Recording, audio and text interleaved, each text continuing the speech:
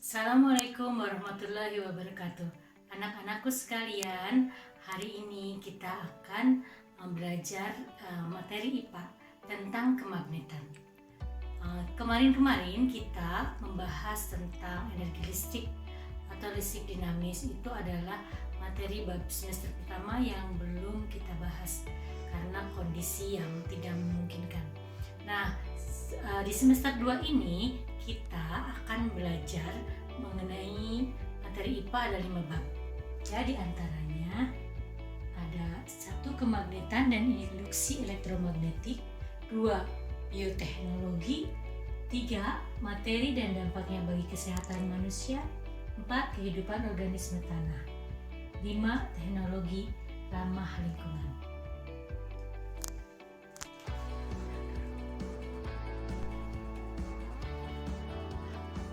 Anak-anakku sekalian, di materi kemagnetan ini adalah mempunyai tujuan pembelajarannya.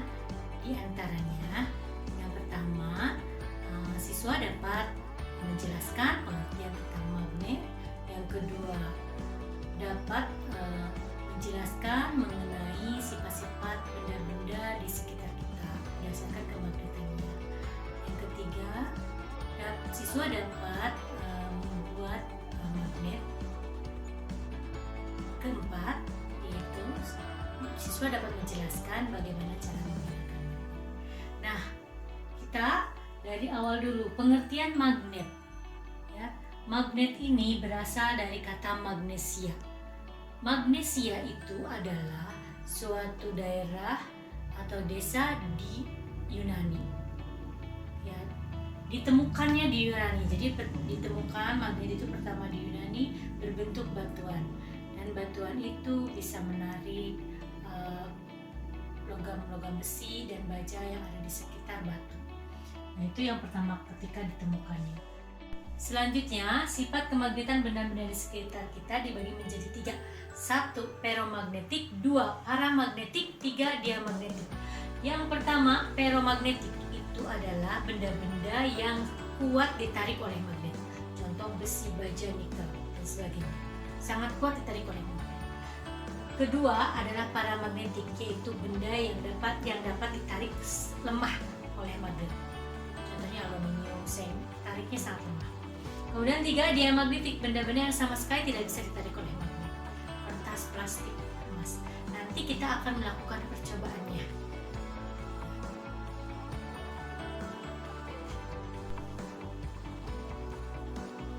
Magnet berdasarkan bentuknya itu bisa beberapa bentuk.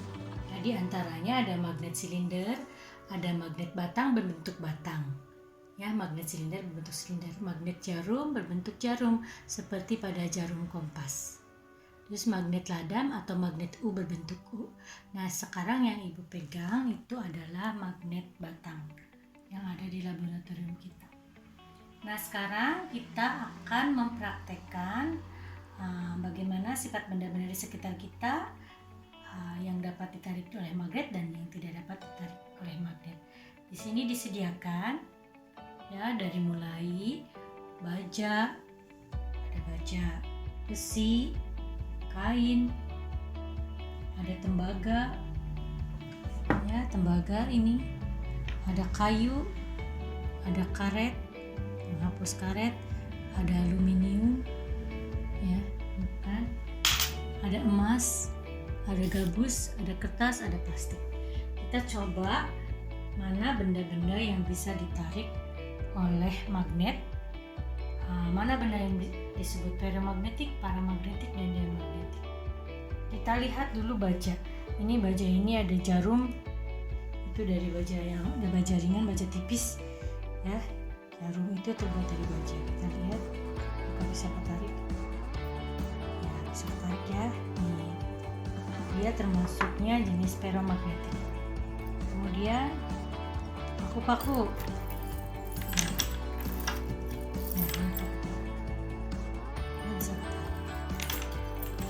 Sekarang kain. Tembaga. Termasuk. Ini kayu. Enggak. Karet. Aluminium. Ya, aluminium ditarik termasuknya paramagnetik, ditarik lemah oleh magnet. Emas. Enggak. Gabus. Enggak. Kertas. Plastik. Enggak. Nah, itu tadi ya.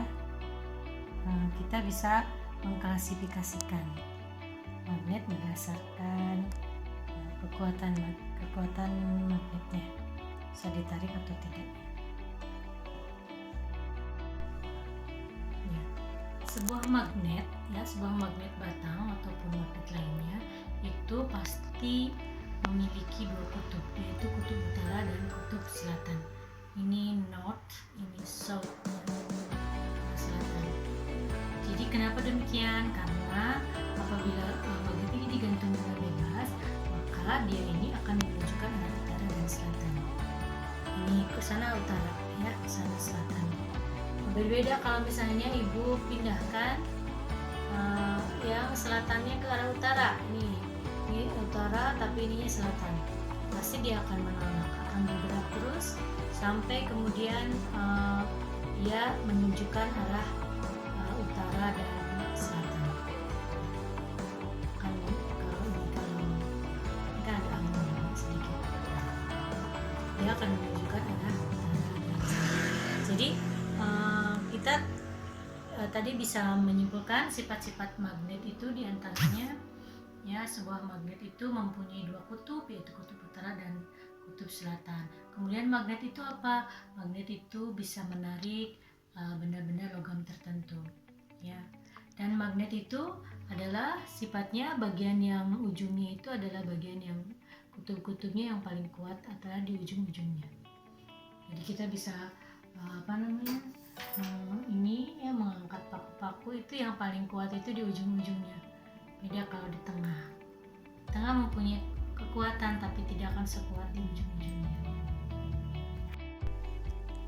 Ya, tadi sifat-sifat magnet yang sudah kita simpulkan bahwa magnet itu bisa menarik benda-benda atau logam tertentu.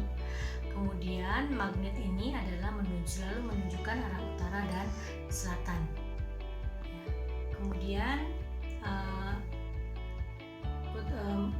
kekuatan magnet yang terbesar adalah di ujung-ujungnya. Ya, kemudian sekarang ibu akan mendekatkan kutub selatan dengan selatan bagaimana? Ya, perhatikan ini kutub selatan dan selatan, dia akan menolak terus dia nggak mau. Ya, jadi kutub yang sejenis akan terjadi tolak menolak. Tapi sekarang ibu dekatkan kutub selatan ke kutub utara. Dia akan menarik. Jadi kutub yang berlainan jenis akan tarik menarik kutub yang berbeda jenis. Beda dengan misalnya kalau ibu dekatkan ini, untuk lihat sini. Tapi kalau misalnya biru, kita lihat ini biru. Ya, itu jadi kutub yang sejenis akan tolak menolak, atau kutub yang tidak sejenis apabila didekatkan akan tarik menarik.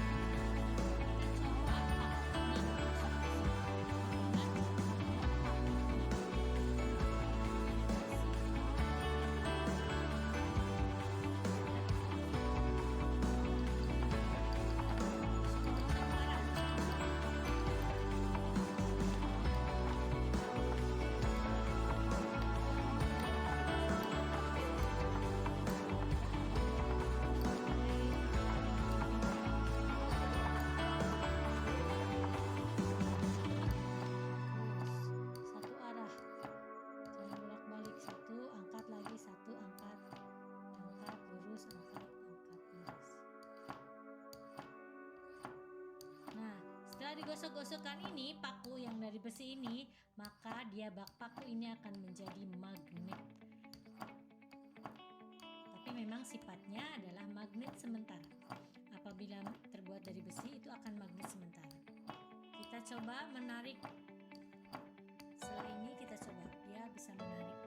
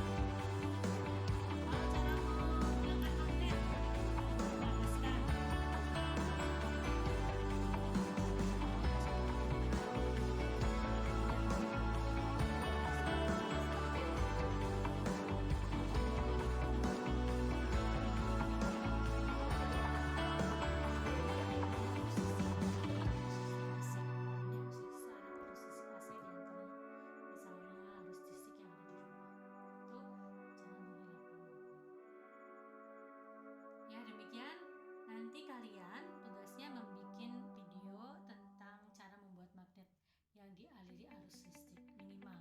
Kalau bisa, kalau kamu punya magnetnya di rumah, magnet tetap ya. Ini magnet tetap, magnet yang bersifat selamanya. Kalau dari baja itu magnet itu adalah magnet tetap. Ya, tapi kalau dari besi, terbuat dari besi, magnet itu bersifat sementara. Kalau misalnya magnetnya terbuat dari paku besi, ini sementara seperti tadi. Tapi kalau magnetnya terbuat dari baja, ini baja akan tetap. Bisa dijadikan kompas untuk menunjukkan.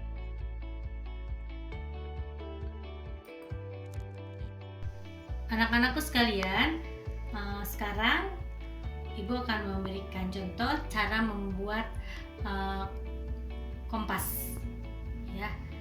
Jadi kompas ini kan selalu menunjuk arah utara selatan. Jadi kompas sederhana bisa dibuat dari jarum. Jarum ini terbuat dari baja.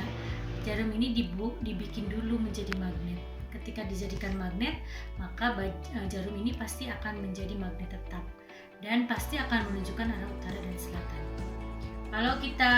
Kalau jarum yang belum digosok-gosok, ya itu bisa dilihat ke sini, ya itu belum menunjukkan arah utara dan selatan, ya. Tapi ini yang belum menunjukkan arah utara selatan. kita gosok-gosok yang ini ya, kayak tadi, seperti paku tadi, satu arah ya, demikian. Berapa kali ini akan jadi magnet tetap, nanti dia nih akan jadi kompas. Kalau misalnya kita ke gunung, jarumnya udah jadi kompas di endongan wae. Nanti di sana tuh kalau di gunung ada air, kasih biar mengapung di atas air pakai daun. Nanti pasti dia akan menunjukkan utara selatan. Ya kalau di hutan gitu kan sulit menentukan arah mana utara dan mana selatan. Setelah ini kemudian kita inikan ke styrofoam, tancapkan ke styrofoam. Nah, tadi ibu gosok-gosokkan ini dulu, berarti ini tadi digosokkan oleh utara, ini utara dan selatan. Yang ada bolongnya utara. Kita lihat, coba lihat. Kita putar. Tuh, pasti ke situ aja. Dia ini utara, ini selatan. Ibu pindahkan ke utara, ya pasti menunjukkan arah itu aja. Ya inilah, jadi bisa jadi kompas. Ini adalah kompas sederhana. Kompas selamanya ini karena dari baja, jadi dia akan menjadi magnet tetap. Kecuali kalau dipukul-pukul berarti hilang. Demikian tadi anak-anakku sekalian, mudah-mudahan bermanfaat bagi kalian semua dan juga bermanfaat juga bagi ibu.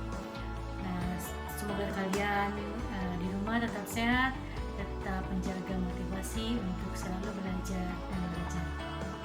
Ya, dari ibu mohon maaf bila ada kata-kata yang salah. Terima kasih atas perhatiannya. Assalamualaikum warahmatullahi wabarakatuh.